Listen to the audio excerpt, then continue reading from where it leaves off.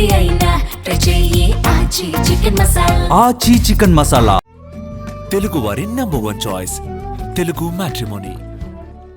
నిర్దోషులు లోపల, దోషులు బయట. సిబిఐ అంటే అంతే. ఇక వివరాల్లోకి వెళ్ళినట్లయితే ఒక ప్రకంపనలు సృష్టించినటువంటి ఢిల్లీ లిక్కర్ స్కామ్. ఈ స్కామ్కు సంబంధించి చివరికి పరిస్థితి ఏంటి అంటే ప్రభుత్వాలు తారుమారైపోయినాయి. ముఖ్యమంత్రిగా ఉన్న వ్యక్తి కూడా డైరెక్ట్గా తిహార్ జైలుకి, ఉప ముఖ్యమంత్రి తిహార్ జైలుకి, ఎమ్మెల్సీ తిహార్ జైలుకి. ఇది పరిస్థితి.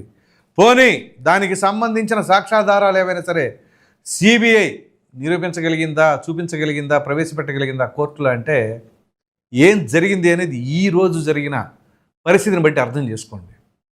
ఇక్కడ సిబిఐ యొక్క ఖ్యాతి ఏ రకంగా ఉంది అంటే చెప్పుకోవడానికి మన దేశంలో అత్యున్నత దర్యాప్తు సంస్థ సెంట్రల్ బ్యూరో ఆఫ్ ఇన్వెస్టిగేషన్.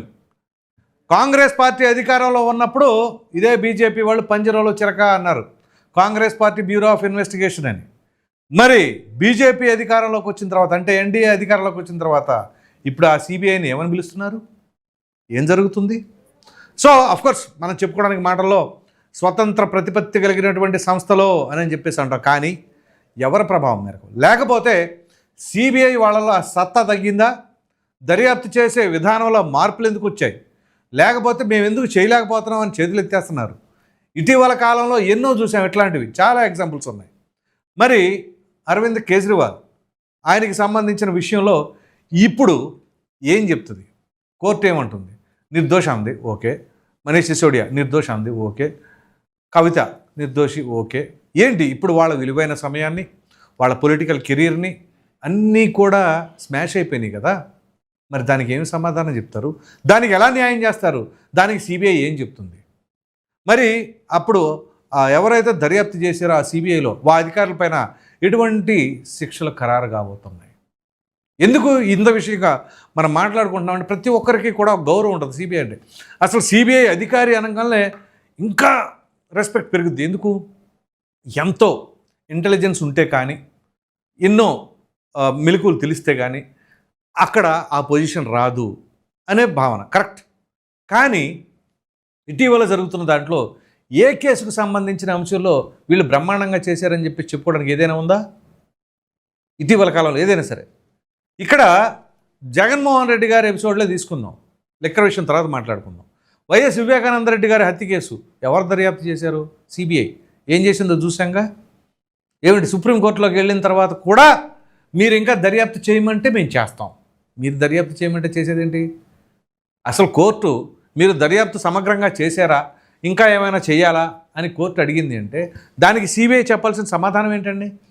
అన్ని కోణాల్లో చేసాము, ఏ ఒక్కటి వదల్లా, ప్రతి ఒక్క ఆధారాన్ని కూడా సేకరించాము, లేదా ఎన్ని కోణాల్లో వెతికినా మాకు ఆధారాలు ఏమీ దొరకలేదు, ఏదో ఒకటి చెప్పాలి. మేము చేసేసాం, మీరు చేయమంటే మరలా చేస్తాం. అదే ఆ సమాధానం సిబిఐ చెప్పాల్సింది కోర్టుకి. ఏం చెప్పాలి? మీరు మరలా చెప్పినా చేయమంటే చేస్తాం, కానీ మేము అన్ని కోణాల్లో చేసేసాం, 100% we're confident, we have done everything అని చెప్పేసి ఎందుకు చెప్పలేకపోయింది? అసలు సిబిఐ అనేక కోణాల దర్యాప్తు చేయాలి అంటే నా దగ్గర ఇంత చిట్టా ఉంది. వాళ్ళు ఏ రకంగా దర్యాప్తు చేయాలి, ఏ రకంగా చేయకూడదు, ఏ రకంగా అడగకూడదు, ఏ రకంగా అడగాలి, అసలు అడగాల్సింది నేను ఎందుకు పక్కెళ్ళిపోయినాయి. మరి వైఎస్ వివేకానంద రెడ్డి గారి హత్య కేసులో ఇంకా కొనసాగుతానే ఉంది. ఎందుకు? ఇది ఒక చిక్కుముడు వీడని ప్రశ్న దర్యాప్తు. ఇక ఇంకొక కథ కొద్దాం. ఏదైతే ఈ లిక్కర్ కుంభకోణానికి సంబంధించిన ఎపిసోడ్, ఇప్పుడు ఆ లిక్కర్ కుంభకోణానికి సంబంధించి ఆంధ్రప్రదేశ్ రాష్ట్రంలో ఏ రకంగా ఉంది అనేది ప్రత్యేకంగా చెప్పుకోనక్కర్లా. తాజాగా కూడా ముప్పుడు అవినాష్ రెడ్డి అరెస్ట్ అయ్యాడు కదా, దీనిపైన కదా దీని ముందు వీడియోలో కూడా మనం విశ్లేషణ చేసుకుందాం. మరి అటువంటి కేసుకు సంబంధించిన దాంట్లో ఓ పక్కన ఆధారాలన్నీ ఉన్నా ఇంతవరకు ఏం జరగలేదే. అఫ్కోర్స్ ఛార్జ్ షీట్లు పెట్టిన రిమాండ్ రిపోర్ట్లో మెన్షన్ చేశారు. ఎంతకాలం సాగుతుంది ఇలాగా? అక్కడేమో ఇమీడియట్గా తక్షణమే అరెస్ట్ చేశారు సీఎంని, డిప్యూటీ సీఎంని, ఎమ్మెల్సీని, బ్రహ్మాండమైన పదవుల్లో ఉన్న వాళ్ళని అరెస్ట్ చేశారు. ఇప్పుడు మాజీలు అయిపోయిన వాళ్ళు కూడా ఉన్నారు. ఆ మాజీలు అయిపోయిన వాళ్ళు మాత్రం టచ్ చేయలేకపోతున్నారు. ఏంటిది? సో చాలామంది ప్రజల్లో ఉన్న విషయం ఏంటో తెలుసా? సిబిఐ అంటే ఒకప్పుడు ఇంకా పంజరంలో చిలక, ఇప్పుడు అసలు అది కూడా కాదు, ఇంకా దారుణం అని చెప్పేసి అనే పరిస్థితికి వచ్చింది. దీనికి కారకులు ఎవరు? రాజకీయ నాయకులా, ప్రభుత్వాలా, ఇన్ఫ్లుయెన్స్ చేస్తున్నాయా? మరి ఇలా జరిగితే ఇక సామాన్యుడికి న్యాయం జరుగుతుంది అన్న నమ్మకం ఎక్కడ కలుగుతుంది? సిబిఐ దర్యాప్తు సరిగ్గా చెయ్యలేదని ఇప్పుడు కోర్టు చేవాట్లు పెట్టిందే. ఏది ఇప్పుడు ఈ కేజ్రీవాల్కి సంబంధించిన లిక్కర్ స్కామ్లో అంటే మరి ఏం దర్యాప్తు పర్ఫెక్ట్గా చేస్తున్నారు వీళ్ళు? ఇక మరి వీళ్ళకి ప్రజాధనం జీతాలే కదా లక్షలు చెల్లిస్తుంది. మరి అంతకాడికి తప్పు జరిగిన చోట సమగ్రమైన దర్యాప్తు చేసి వాస్తవాలను బయట పెట్టకపోతే ఇంకా వాళ్ళకి ఆ జీతాలు ఎందుకు, ఈ సంస్థలు ఎందుకు? ఇప్పుడు ఎవరు దోచుకున్నా దానికి సంబంధించింది దర్యాప్తు చేసి ఇమీడియట్గా చేయాలి. ఇది 1000 కోట్ల కుంభకోణం జరిగిన దాంట్లో ఎవరు చేయరు, పట్టించుకోరు, ఇంత ఇదిగా. కానీ ఒక రోడ్డు మీద వెళ్ళే 2 వీలర్ వ్యక్తికి నెంబర్ ప్లేట్ సరిగ్గా లేదనో, హెల్మెట్ పెట్టుకోలేదనో, ఇతరత్ర కారణాలు చూపి ఇమీడియట్గా ఫోటోలు తీసి ఫైన్లు వేస్తారు. అవసరమైతే కోర్టులకు పంపిస్తారు, దానికి ఇమీడియట్గా ఫైన్ కట్టిస్తారు. బాగానే ఉంది. మరి అంత చిన్న స్థాయిలో ఇన్ని జాగ్రత్తలు తీసుకుంటున్నప్పుడు ప్రజాధనాన్ని దుర్వినియోగం చేసిన వాళ్ళని ఏం చేస్తున్నారు? 1000 కోట్లు దోచేసుకున్న వాళ్ళు దర్జాగా విలాసవంతమైన జీవితాన్ని అనుభవిస్తూ ఉంటుంటే మరి అటువంటి వాళ్ళని ఏం చేస్తున్నారు? ఆ దర్యాప్తు అంటారు, ఈ దర్యాప్తు అంటారు, ఆ కేసు అంటారు, ఈ కేసు అంటారు. కొన్ని సంవత్సరాల తరబడి కొనసాగుతూనే ఉంటుంది. చివరికి ఆ శిక్ష వేసే సమయానికి అసలు దోషి అనేవాడు బతికుంటాడో లేదో కూడా తెలియని పరిస్థితి. ఇలా ఎన్నో కేసులు ఉన్నాయి. మరి ఎక్కడైనా సరే ఒక ఎమ్మెల్యేనో ఒక ఎంపీనో మరణిస్తే బై ఎలక్షన్ 6 నెలల్లో నిర్వహిస్తారు. అంత ఇది న్యాయమూర్తులు నియమించడంలో ఎందుకు విఫలమవుతుంది ప్రభుత్వం? న్యాయమూర్తులను ఎందుకు నియమించట్లా? నియమిస్తే కేసులు త్వరగతిన పూర్తవుతాయి కదా. అలా అవ్వకూడదు. అలా అయితే చాలామంది ప్రజాప్రతినిధులు లోపలికి వెళతారు. కాబట్టి వీలైనంత వరకు న్యాయమూర్తుల కొరత ఉంది అని చెప్పేసి, న్యాయాధికారుల కొరత ఉంది అని చెప్పేసి ఈ కేసుల్ని అలా కొనసాగిస్తూ ఉంటున్నారు అని కూడా ప్రజలు విపరీతంగా మాట్లాడుకుంటున్నారు. ఇదే చర్చ. సో అదే న్యాయమూర్తులు నియమించండి, త్వరితగతిన తేల్చండి. ఓ పక్కన సుప్రీంకోర్టు ఏం చెప్తుంది? ప్రజాప్రతినిధులకు సంబంధించిన కేసులు నాన్సమాకండి, వీలైన త్వరగా తేల్చండి అని అంటే మరి దాన్ని ఏం చేశారు ఇప్పుడు దాకా? ఆ సుప్రీంకోర్టు ఇచ్చిన ఆదేశాలను కూడా అమలుపరచలేకపోతున్నారు అని అంటే మన వ్యవస్థలు ఎడిపోతున్నాయి. కాబట్టి ఇప్పటికైనా మేల్కొనండి. అసలు ఏం జరుగుతుంది రాష్ట్రంలో కావచ్చు, దేశంలో కావచ్చు? ఎవరెవరిని లోపలేస్తున్నారు, ఎవరెవరిని బయటికి తీసుకొస్తున్నారు, ఎవరెవరిని బయటే ఉంచేస్తున్నారు, ఎవరెవరు బెయిల్ పైన ఉన్నా సరే పట్టించుకోకుండా వదిలేశారు.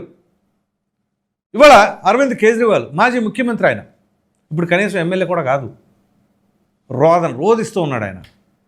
ఆయన పరువు, ఆయన సమయం, ఆయన కెరీరు మొత్తం పుష్పటాక్.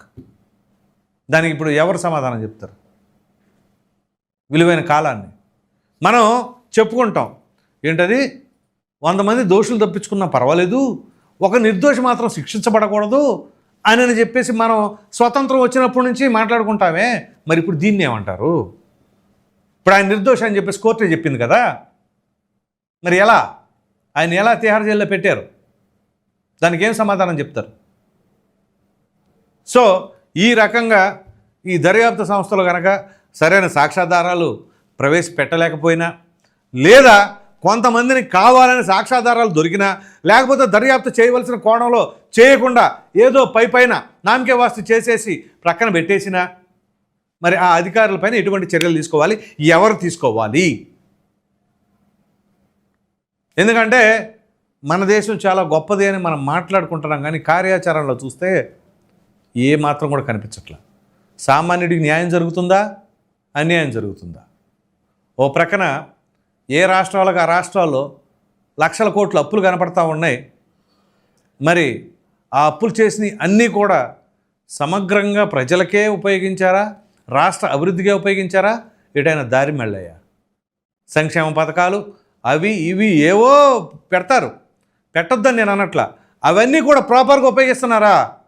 ఉదాహరణకు ఒక 1000 కోట్లు ఒక దానికోసం కేటాయిస్తే ఆ 1000 కోట్లు కరెక్ట్గా ఉపయోగిస్తున్నారా? ఏం జరుగుతుంది? పోనీ ఇక్కడ ఏమైనా సరే అన్యాయం, అవినీతి, అక్రమాలు చేశారని మరలా దర్యాప్తు చేస్తే అదే సిబిఐ ఏం చెప్తుంది? ఇదిగో ఇది పరిస్థితి. సో ఇప్పుడు ఈ జరిగిన తంతుపైన భవిష్యత్తులో కూడా ఎలా ఉండబోతుంది, అసలు సిబిఐ వ్యవహార శైలిపైన తాజాగా కోర్టు ఏదైతే అనిందో మరి మీరేమనుకుంటున్నారో అనే అభిప్రాయాన్ని కామెంట్లో తెలియచేయండి. Thank you.